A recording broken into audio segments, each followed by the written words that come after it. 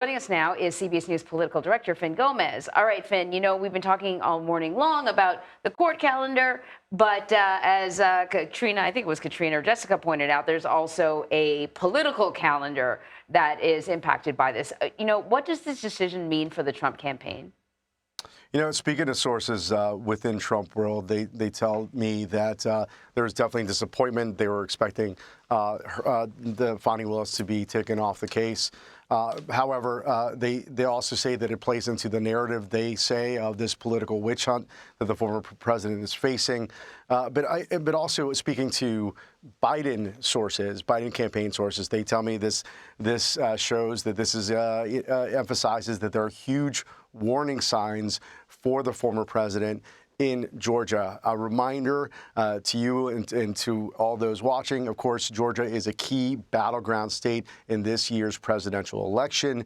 And just this past week, Anne-Marie, we saw the Republican GOP primary, the Republican presidential primary, where we saw Nikki Haley, who had dropped out of the race, days before, Haley netted 77,000 votes. This was in 2020 in that general election, and the crux of this case, that race, the election was decided in Georgia by less than 12,000 votes.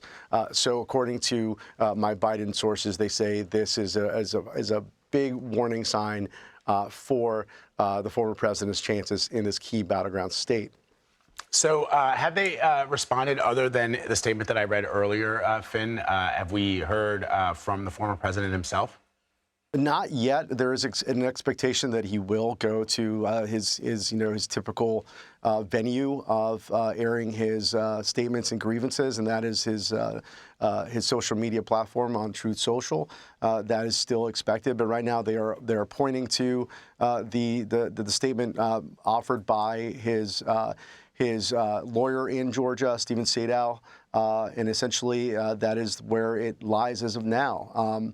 And so we are seeing how this will impact this race. We did have a recent poll, that came out just this week from CBS News, that showed that this is a very tight race in Georgia, in the Peach State. We're looking at 51 to 48, 51 for the former President Trump, and 48 for President Biden, which just shows again how crucial, how tight this race is in this battleground state of Georgia.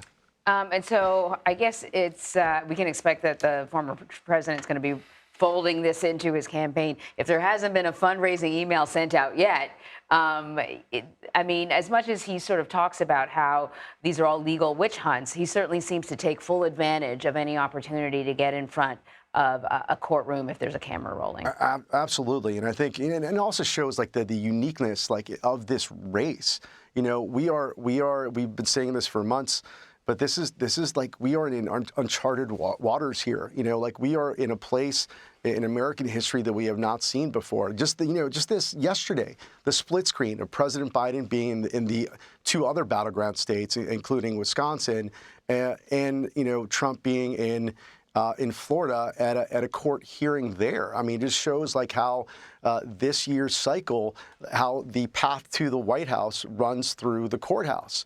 And it's we have never been here before. It is a complete aberration, frankly, of previous cycles. All right, Fin, thank you very much for your analysis. Thank you.